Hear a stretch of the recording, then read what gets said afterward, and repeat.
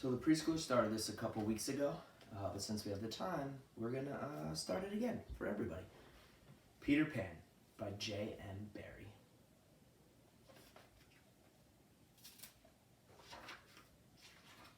Chapter 1, Famous Last Words. All children grow up, all except one. Wendy learned this when she was playing in the garden one day at the age of 2.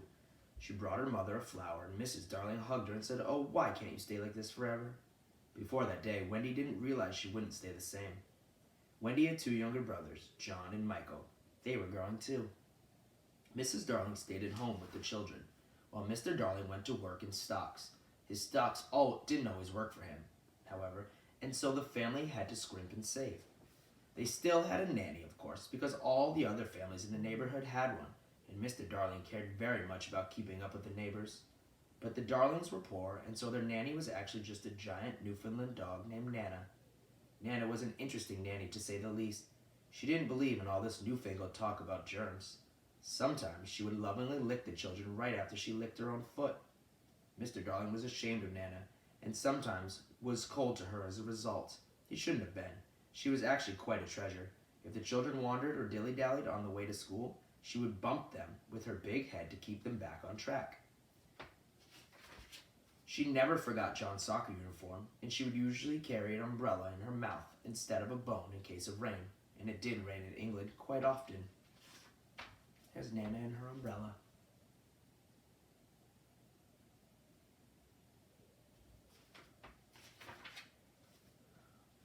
All in all, the Darlings were a normal, happy English family, until, that is, the arrival of a boy named Peter Pan.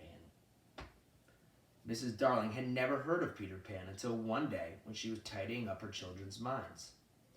Most good mothers do this after the children are asleep, as if minds are drawers, and children's memories are underwear and socks that need to be neatly folded and put away.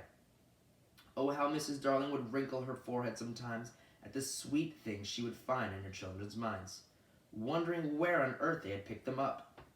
These things she would lay out in a lovingly smooth on the bed for the children to slip on first thing in the morning. Other times, however, she found mean or ugly thoughts in her children's sleepy heads. These she would shake out and quickly hide, like something pushed under the bed. Children's minds are a curious place. If someone could draw a map, it would be full of zigzag lines and squiggles. Eventually, however, all the lines and squiggles would lead to Neverland. What is Neverland, you ask? It's a magical island in the middle of every child's mind. It is a place that children go mainly in their imaginations, unless, of course, they have an invitation and a very special guide. Every child's Neverland is slightly different. Some are color and others are black and white. Some have ragged coral reefs with tiny smashed-up boats, lonely caves, and tiny huts on the beach. Others have hunchback little old ladies, turtles laying eggs, or gnomes who like to sew. Others still have scary first days at school, trying not to laugh at church, pop quizzes on grammar that you haven't studied for, money from the tooth fairy, and chocolate pudding. There are no rules to what one's Neverland should be. John's Neverland had a lagoon with flamingos flying over it, while Michael, who tried hard to be like his older brother, had a flamingo with lagoons flying over it. Wendy, meanwhile, had a pet wolf and a boat. The island doesn't appear on any map because it never stands still. If you can find it, Neverland is a very fun place to visit during the day when it's sunny. But in the 2 minutes before children go to bed, it becomes a scary place full of shadows. That is why nightlights were invented. Who would have thought?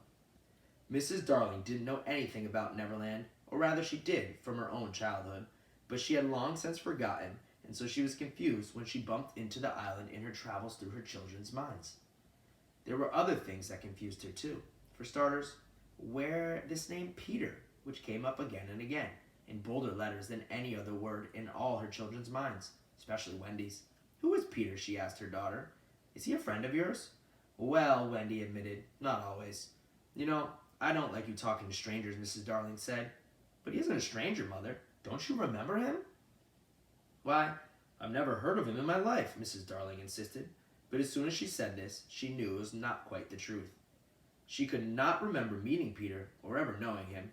No, she was too old for that. But in the back of her mind, she recalled a story about a boy who kept children company so that they would not be scared. She was sure that she had believed in him when she was Wendy's age. Well, anyway, even if she did remember him by now, he would be all grown up, just like me, she said, and tucked Wendy in for the night.